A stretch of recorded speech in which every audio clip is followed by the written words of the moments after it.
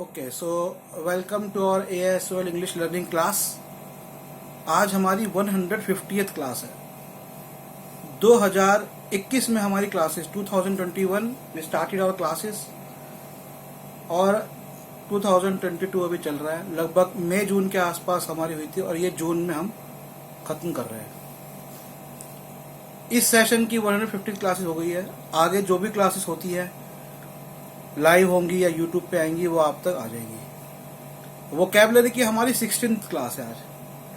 ये जो 16 classes vocabulary की है, और ये बात ध्यान से सुनना सब लोग, ये तो 16th क्लास है। जो ये 16 क्लासेस वोकैबुलरी की है, अगर ये 16 क्लासेस की वोकैबुलरी की क्लासेस के जो आप सारे वर्ड्स अपनी एक कॉपी में लिख लो, ज़्यादा मोटी नहीं, आपके 10 रुपए की पतली कॉपी, ये पतली एक 10 रुपए की कॉपी है, इसमें सारे वर्ड मीनिंग आ जाएंगे। ये वाले वर्ड मीनिंग्स कौन से हैं, इनकी इंपॉर्टेंस बहुत है।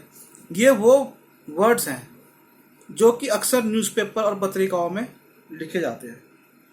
औपचारिक वर्ड्स हैं, फॉर्मल वर्ड्स हैं। अगर ये वर्ड्स आपने लिख लिए तो आप ये समझ लो कि जो न्यूज़पेपर या मैगजीन्स में लिखे जाने वाले वर्ड्स हैं, 90% वर्ड्स डिफ़िकल्ट वर्ड्स, ये नहीं कहा कि सारे, 90% नहीं तो 80% मिनिमम डिफ़िकल्ट वर्ड्स जो हैं, जो डिफ़िकल्ट इसलिए क्योंकि वो आम बोलचाल में नहीं आते, इसलिए मैं डिफ़िकल्ट कह रहा हूँ, वरना कोई डिफ़िकल्ट नहीं है। और इन वर्ड्स को आप कंठस्थ कर लो, मनस्थ कर लो, मस्तिष्क कर लो, मन से, दिमाग से, गले से, हर चीज़ से याद कर लो। मुश्किल है, मैं नहीं कह रहा आसान है, पर ये 16 क्लासेस वाले वोकैबुलरी के वर्ड्स आप अगर अच्छे से लिख लोगे, प्लस सोच याद कर लोगे, प्लस राइटिंग करो और न्यूज़पेपर की रीडिंग करो। और हमसे आप बुक्स, हमारी वेबसाइट nspmart.com, या नंबर दे रखे आपको, आप मुझे पर्सनली भी फ़ोन कर सकते हो 8527533051। ये नंबर दिया नहीं है, मेरा पर्सनल नंबर है। और इंग्लिश ग्रामर से संबंधित, मैंने जैसे कहा था, हैरी पॉटर का ओरिजिनल सेट हम इंग्लिश का लेकर आए। हिंदी में, इंग्लिश की मैं बात करूँगा, हिंदी का तो आप लोगों की है ही अच्छी। बच्चों की इंग्लिश की किताबें, रीडिंग, बच्चों की नॉवेल्स, वो सब हमारे पास है। तो वो सब आप हमसे ले सकते हो, जिससे कि बच्चों की, मैं आपको बताता हूँ, आप एक बात ध्यान रखो, भारत के अंदर हमारा जॉब सेक्टर लगता है बहुत बड़ा, लेकिन बहुत छोटी इनकम होती है। और ज़्यादातर, अमेरिका एक डेवलपिंग कंट्री है, अभी सिर्फ 30 करोड़ पॉपुलेशन है, भारत से 4 गुना बड़ा देश है। कनाडा उसके बाजू में बहुत बड़ा देश है, लगभग 3 गुना भारत से बड़ा वो भी होगा। इन सब जगहों में पॉपुलेशन बहुत कम है और स्पेस बहुत है और एग्रीकल्चर बहुत है। ये कंट्री डेवलप होनी है। भारत की पॉपुलेशन 140 करोड़ है, यहाँ की आई थिंक दोनों देशों की 50 या 40 करोड़ के आसपास भी नहीं होगी पॉपुलेशन, 40-50 करोड़ के आसपास है। तो अभी ये कंट्रीज डेवलप होनी और इंग्लिश मेजर लैंग्वेज है, तो इसलिए ये इंग्लिश की क्लासेस बहुत इंपॉर्टेंट है। और आप जब इंग्लिश की बुक्स रीडिंग करोगे, इंग्लिश का प्रोग्राम देखोगे, तो जब आप थोड़े बड़े हो जाओगे, या बड़े लोग भी हैं, तो जब छोटे से बड़े हो गए, तो आपको जब कंप्यूटर्स, ज्योग्राफी, ऐसे सब्जेक्ट्स हैं जिसके अंदर आप जाओगे, तो वहाँ पे आपको बहुत अच्छी इंग्लिश की नॉलेज चाहिए होती है। तो ये वाली क्लास हम शुरू करते हैं। तो ये इंग्लिश की नॉलेज आपको वहाँ पे फॉरेन में बहुत काम आएगी। आपके जब आप बड़े होते हो तो प्रॉपर एक इंग्लिश का एग्ज़ाम होता है, तो वो एग्ज़ाम के अंदर आपको ये काम आएगी। तो अब मैं आज का वर्ड शुरू करता हूँ। प्रोलिफरेटर, PROLIFERATOR,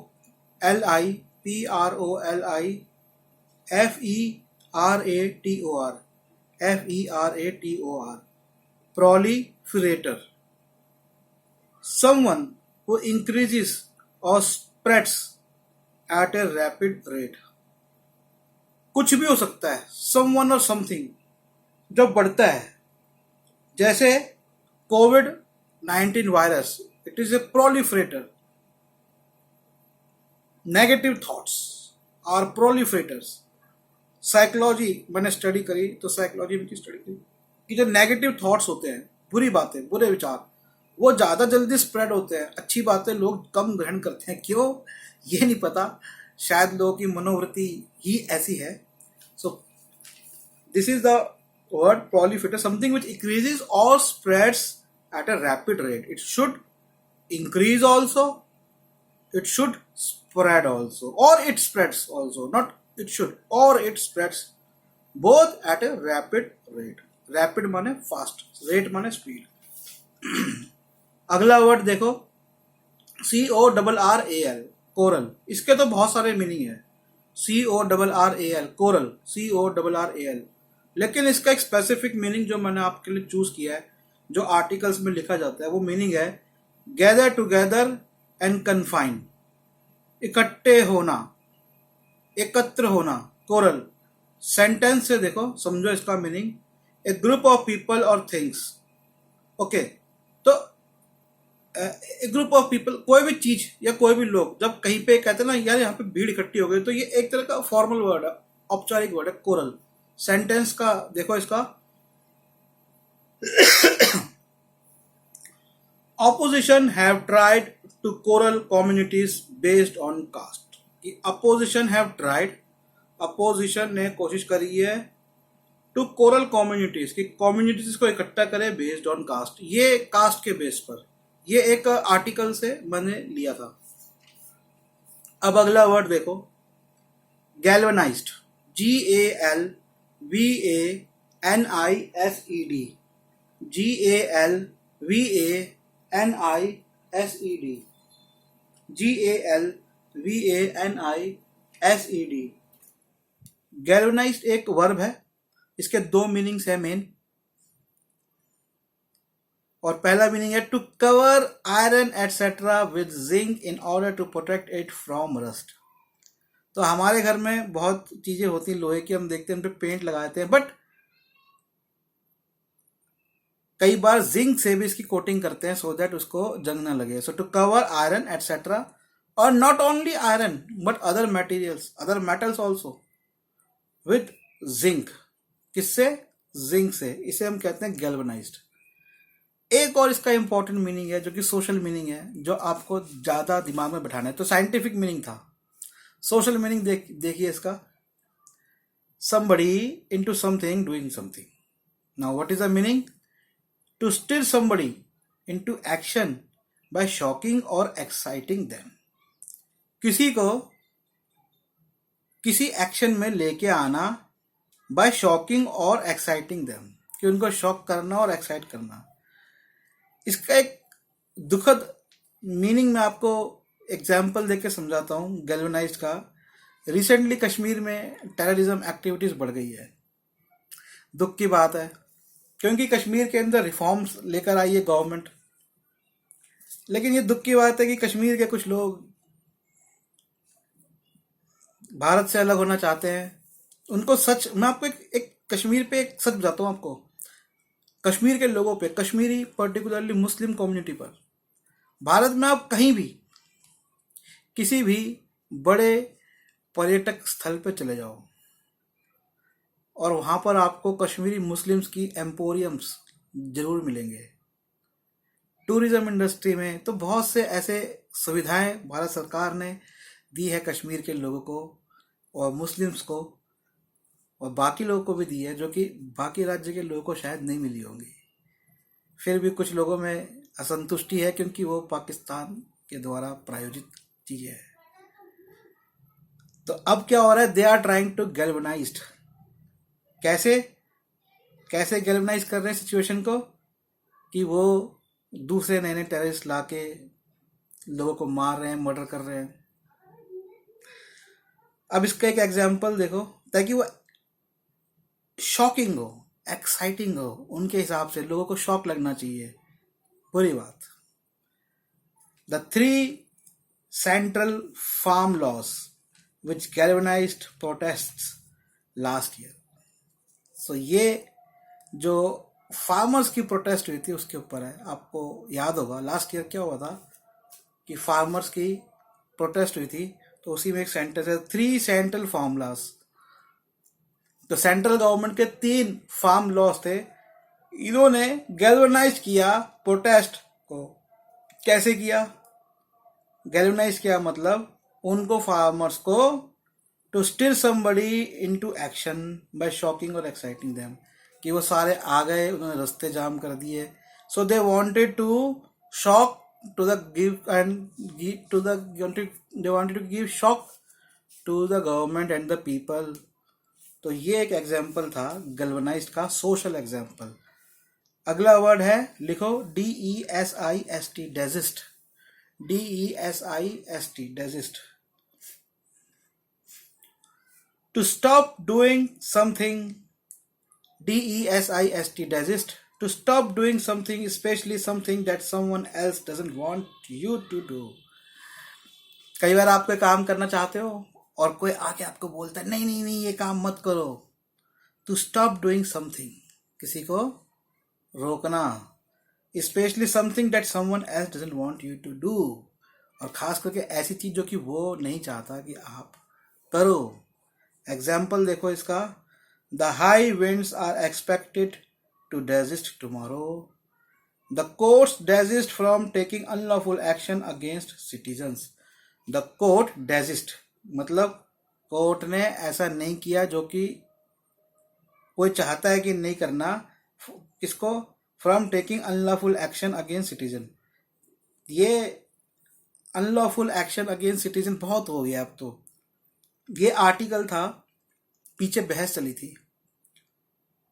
अब हमारे भारत के अंदर अगर आप कानून पढ़ोगे तो कुछ ऐसे कानून थे जिसके अंदर, और वो कानूनों पे पहले जजमेंट आ चुकी थी, लेकिन कानून के जजमेंट कोई नहीं पढ़ता, धारा पढ़ लेते लोग।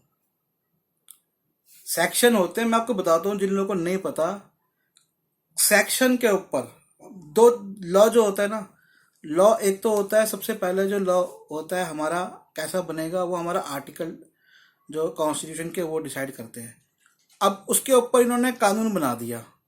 फॉर एग्जांपल IPC बनी हुई है, इंडियन पिनल कोड, बहुत काम की चीज है, ध्यान से सुनना। IPC में एक सेक्शन लिखा हुआ है, पुलिस वाले वो सेक्शन देखते हैं, पढ़ते हैं, हाँ जी ये लिखा हुआ, अरेस्ट हो गया, इस धारा में हमने इसको अभियुक्त को अरेस्ट कर लिया। लेकिन उन सेक्शंस पे अब तीसरे तरीके से जो कानून बनता है, पहला आर्टिकल ने कहा ऐसा बनना चाहिए, उसके ऊपर बेस्ड कॉन्स्टिट्यूशन ने कहा, उसके ऊपर बेस्ड हमारे कानून बनते हैं, संविधान पे के आधार पे कानून बनते हैं। और संविधान किसके आधार पे है? संविधान हमारी जो संविधान सभा की बहस हुई थी उसके आधार पे है।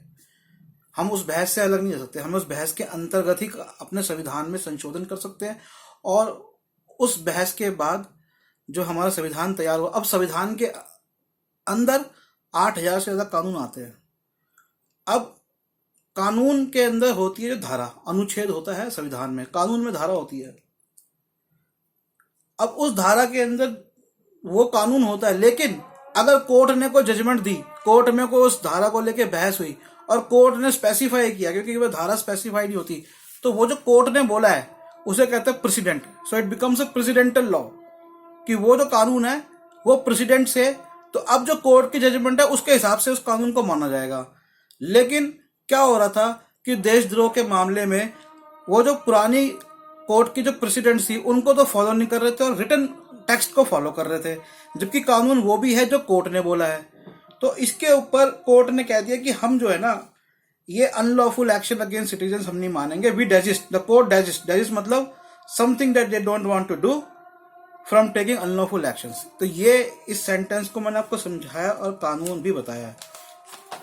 जैसे the united nation wants India to desist from supporting Russia, कि यूनाइटेड नेशन चाहता है कि इंडिया, ये मैंने सेंटेंस बनाया, ऐसा है नहीं है, ऐसा कुछ न्यूज में नहीं आया, but I am making sentence that considering the recent war which is going on in between India and Russia, oh sorry, in between Russia and Ukraine.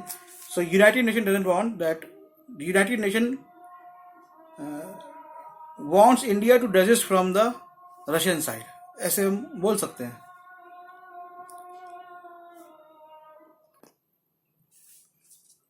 Okay, अब नया वर्ड है, ये फ्रेज है। आप लोग ने डोमिनोज पिज्जा तो खाया है, और डोमिनो नाम का एक वर्ड भी होता है। चलो इसी के ऊपर एक फ्रेज है, लिखो DOMINO, domino, DOMINO, domino, DOMINO, domino.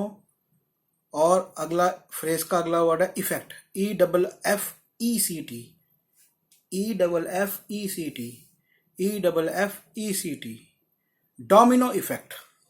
The phrase is domino effect. Domino effect. Now what's the meaning of domino effect? दूरगामी प्रभाव. पहला मीनिंग क्या है? दूरगामी प्रभाव. The situation in which something usually important, usually something bad, a situation in which something usually something bad, एक ऐसी situation जिसमें ज्यादातर कुछ बुरा हो, happens causing other similar events to happen. Happens causing, क्या कॉज करता है, क्या करता है? other similar events. मतलब एक मैं आपको इसको एक एग्जाम्पल से बताता हूं. डोमिनो इफेक्ट का बड़ा अच्छा एक एग्जाम्पल है. कानून के अंदर एक सब्जेक्ट होता है द लॉ ऑफ टोट, जो भारत में है. लॉ ऑफ टोट है, लेकिन उसके ऊपर कोई जजमेंट ही नहीं आती. और लॉ ऑफ टोट कहता है अगर सड़क पे गड्ढा है और उसमें कोई आगे गिर गया तो आपके निगम परिषद की बहुत बड़ी जिम्मेवारी है. लापरवाही है उसमें, ना केवल फाइन बल्कि उस पर दंड भी मिलना चाहिए. ये भारत में है कानून, पर उस पर अमल नहीं होता. अब इसके ऊपर एक कोर्ट में केस पढ़ाया जाता है और उससे मैं आपको ये डोमिनो इफेक्ट बताऊंगा. वो केस क्या था? एक आदमी ने अपनी घोड़ा गाड़ी कहीं, पहले के जमाने का केस था कि उसने अपनी घोड़ा गाड़ी कहीं पे खड़ी कर दी और वो घोड़ा बेचैन हो गया और घोड़ा भागने लगा खुल के और वो गाड़ी टूटी. तो उससे क्या हुआ? कई लोगों को क्षति पहुंची, कई लोग घायल हुए, कई लोगों के दुकानों को क्षति पहुंची. इस तरह से केस था. और मान लो घोड़ा गाड़ी भाग रही है, कोई बच्चा नीचे आ गया, उसका पहिया हट गया, घोड़ा फिर भी भाग रहा है. अब हुआ क्या कि घोड़े को आके किसी ने कुछ छेड़ दिया था, तो दैट समथिंग बैड उसने कर दिया मान लो, और उस बैड थिंग से बाकी सारी बैड थिंग्स फॉलो हुई. तो ये तो लॉ ऑफ टोट के अंदर मैंने आपको इसलिए बताया कि लॉ ऑफ टोट में ये क्राइम है कि आपने जब घोड़ा गाड़ी बांधी तो आपकी जिम्मेवारी थी कि आपका घोड़ा सुरक्षित हो. हमारे भारत के अंदर बहुत सारे पशुपालक गाय और बैलों को पालते हैं और छोड़ देते हैं, जिससे बहुत ज़्यादा क्षति होती है. कई बार एक्सीडेंट्स होते हैं. ये जिम्मेवारी, और होता क्या उल्टा, कई बार कोई जानवर, गाय अगर नीचे आती है तो वो ड्राइवर को पकड़ता है, लेकिन उस व्यक्ति को जाके कोई नहीं पकड़ता जिसने उसको पाला हुआ है. ये जिम्मेवारी कानूनी तौर से उसकी है जिसने उसको पाला हुआ है, ना कि उसकी है जिसकी गलती हो गई. सड़क इंसानों के चलने के लिए, जानवरों के चलने के लिए नहीं है. लेकिन हमारे भारत में बहुत बुरी बात है कि इन पशुपालकों के ऊपर कोई कार्रवाई नहीं होती, जबकि कानून है टोट का कि इन पे कार्रवाई होनी चाहिए. तो ऐसे ही अगर कुछ बैड हो गया, समथिंग बैड, अब जैसे उसमें घोड़े को छेड़ा, बैड हुआ, और वो सब चीजें फॉलो हुई, they all are domino effect of that something bad. A situation in which one event causes a series of related events, one following other. अभी क्या है इसका? जैसे इसका एक domino effect of COVID-19, domino effect of Russian Ukraine war. What were the domino effects? Something bad happened, then what happened? The whole economy, everything stopped. Trading stopped. The goods which were lying at a port remained at that port. There was a shortage of goods. The supply was blocked. So they all were domino effect of COVID-19 virus. Now what are the domino effects of in Russian-Ukraine war? Again, there is a devastating effects on the agricultural goods, like the wheat supply has stopped. Devastating effects on the economics, like many companies have withdrawn from Russia. बहुत सारी company withdrawn Russia से चली गई, और they have stopped giving their services in Russia, like Netflix. Netflix stopped in Russia and they are facing problems, economic crunches. So these are the domino effects of Ukraine-Russian war. Now one example, the collapse of a bank could have a drastic domino effect on other financial institutions. एक bank अगर collapse करता है, the collapse of A bank could have, ऐसा नहीं कि ऐसा हो सकता है, it could have a drastic domino effect on other financial institution. तो और भी जो फाइनेंशियल इंस्टीट्यूशन है उस पर उसका ड्रास्टिक इफेक्ट होता है। थोड़े से वर्ड शायद थोड़ा जल्दी खत्म करूंगा क्योंकि लास्ट क्लास है, थोड़े से वर्ड मैंने खत्म करना है, ठीक है। अगला वर्ड है, वर्ड लिख लो GRANULARITY,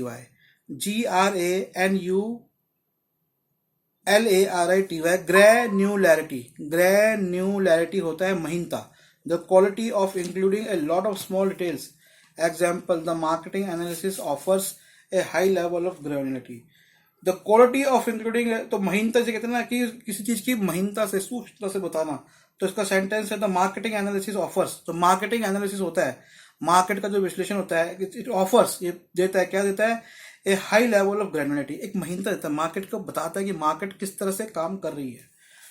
अगला वर्ड लिखो ATTRITION, attrition, ATTRITION, attrition, ATTRITION। ये नाउन है, इसका मीनिंग है a gradual process of becoming और making somebody something weaker and less confident through continuous attacks, difficulties etcetera. किसी चीज को लगातार आप प्रहार करते रहोगे तो वो चीज कमजोर हो जाएगी, इसे कहते हैं attrition, ATTRITION, attrition.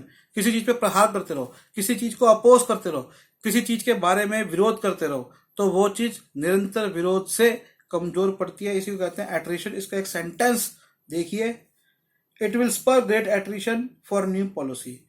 It will spur great attrition for new policy, नई पॉलिसी के लिए कमजोर कर देगा उसको। इट विल स्पर ग्रेट एप, तो ये कोई आर्टिकल से मैंने लिया होगा। अगला वर्ड देखो bearish, BEARISH, BEARISH, bearish adjective है, फाइनेंस से रिलेटेड है, जिसका मैं आपको मीनिंग बताना चाह रहा हूं। BEARISH, बियरिश, शोइंग, कॉजिंग और expecting a fall in the prices.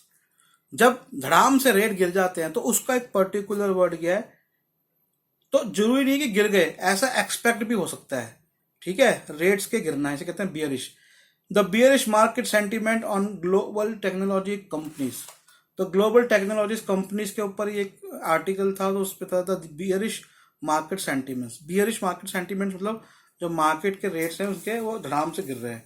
अगला एक वर्ड लिखो AUDACIOUS, AUDACIOUS, AUDACIOUS, ऑडिशियस, एक showing willingness to take risk, bold, showing a lack of respect और इम्पुडेंट।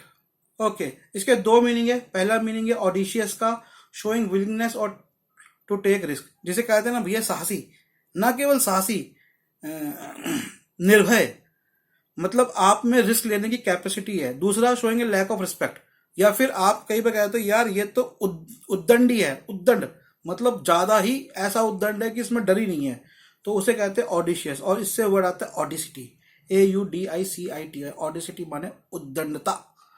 तो जनरली इसका नेगेटिव मीनिंग में यूज होता है। अगला वर्ड है esoteric, ESOTERIC, ESOTRIC, esoteric. Okay, formal है, एडजेक्टिव है, likely to be understood only by few people with special knowledge. Esoteric मतलब कि कुछ ऐसे खास लोग, जो चीज कुछ खास लोगों द्वारा समझी जाए। जैसे मान लो कि बहुत से फिजिक्स के एग्जांपल्स, इक्वेशंस होती है जिसको आम आदमी नहीं समझ सकते, so they are esoteric equations of physics. Okay, अगला है बड़ा आसान है, मतलब बड़ा आसान से बड़ा आजकल प्रयोग में आता है। वर्ड लिखो STUBBLE, STUBBLE, जिसे कहते हैं हम पराली, जो पराली जलाते हैं, जो खेत कटने के बाद जो नीचे बचता है उसे कहते हैं stubble, STUBBLE, stubble. The lower part of the stems of crop left in the ground after the top part has been cut. Example देखो, तो ये समझ गए ना आप, स्टबल माने जो लोअर पार्ट होता है, जो काटने के बाद क्रॉप का उसका सॉइल में होता है, जो ग्राउंड में जो होता है। This will also help avoid stubble burning in the northern states. तो नॉर्दर्न स्टेट्स में स्टबल बर्निंग होती है, उसके ऊपर कुछ था। The short stiff hairs that grow on man's face when he has not recently the lays of stumble on his chin, the 3 days stumble. कई बार देखा जो छोटी छोटी दाढ़ी ऐसे उग जाती है, आप शेव नहीं करते, ठीक है, the short stiff hair that grow on man's face when he has not recently shaved, जब उसने को शेव नहीं करी होती, कल जैसे मेरी थी छोटी छोटी दाढ़ी, उसको भी स्टबल कहते हैं। अगला वर्ड लिखो, PALLIATIVES, PALLIATIVES, पैलिएटिव्स, PALLIATIVES, PALLIATIVES। Noun है, डेरोगेटिव है, थोड़ा सा बुरा वर्ड है। इसका सेंस जो होता है चीज के लिए, that reduces the harmful effect of something without removing it's cause, कि भैया आपने उसका कारण तो दूर नहीं किया, हाँ उसको कम कर दिया, रिड्यूसेस द हार्मफुल इफेक्ट तो कम कर दिया, without reducing its cost, without reducing its cost. Adjective है मेडिसिन में, that reduces pain without reducing its cost. तो कई मेडिसिन ऐसी होती है जो कि पेन को कम कर देती है लेकिन उसका कारण नहीं करती, तो उनको हम कहते हैं पैलिएटिव्स, ठीक है। एग्जाम्पल देखो, does this mean that there is nothing in the union budget in terms of palliatives of distress ridden sector. तो अब इस पैलिएटिव का मीनिंग मेडिसिन वाला नहीं है, सोशल मीनिंग, पॉलिटिकल मीनिंग भी है। क्या है, जैसे ये कहा डज दिस मीन, इसका मतलब ये हुआ that there is nothing in the union budget, कि केंद्र सरकार के बजट में कुछ ऐसा नहीं है इन टर्म्स ऑफ पैलिएटिव्स, कि पैलिएटिव्स माने palliatives of ridden of distress ridden sector, कि जो सेक्टर्स डिस्ट्रेस रिडन है, जिस सेक्टर में डेवलपमेंट हो रही है उसके लिए कोई पैलिएटिव नहीं है। इन टर्म्स ऑफ पैलिएटिव मतलब कि वो जो कारण है उसको दूर ना करे। जैसे हमारे यहाँ पे जो डीमोनेटाइजेशन पॉलिसी होगी, demonetisation policy was a palliative, क्यों, क्योंकि उसने जो कह रहे थे काला धन, उसके कारण को तो खत्म नहीं किया, नोट बंदी कर दी, नोट्स को रिप्लेस कर दिया, लेकिन नोट्स रिप्लेस करने से कुछ नहीं होता, धन तो दूसरे तरीके से आता है, वो आप सबको पता है कैसे है। अब अगला देखो, बल्जियन, BLUDGEONING,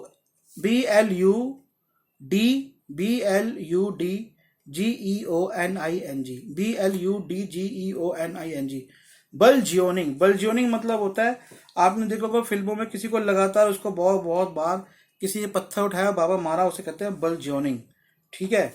एग्जाम्पल देखो, इसको देखो, means to hit somebody several times with a heavy object, to hit somebody several times with a heavy object.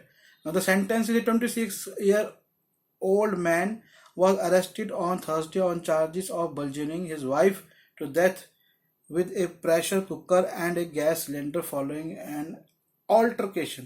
एक वर्ड लिखो, ALTERCATION, बहस जिसे कहते हैं ना, बहस हो गई, ALTERCATION, ALTERCATION, ऑल्टरकेशन।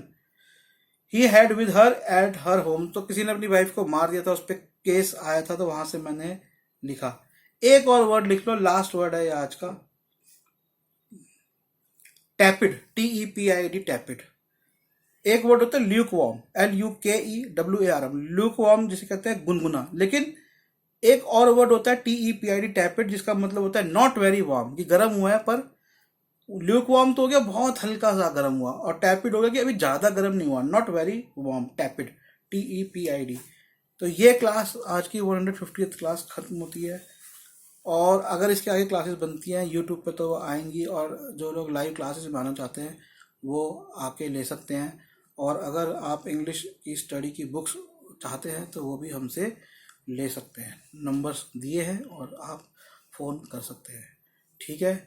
तो अब bye bye Girish, you are the only student present in the class, bye.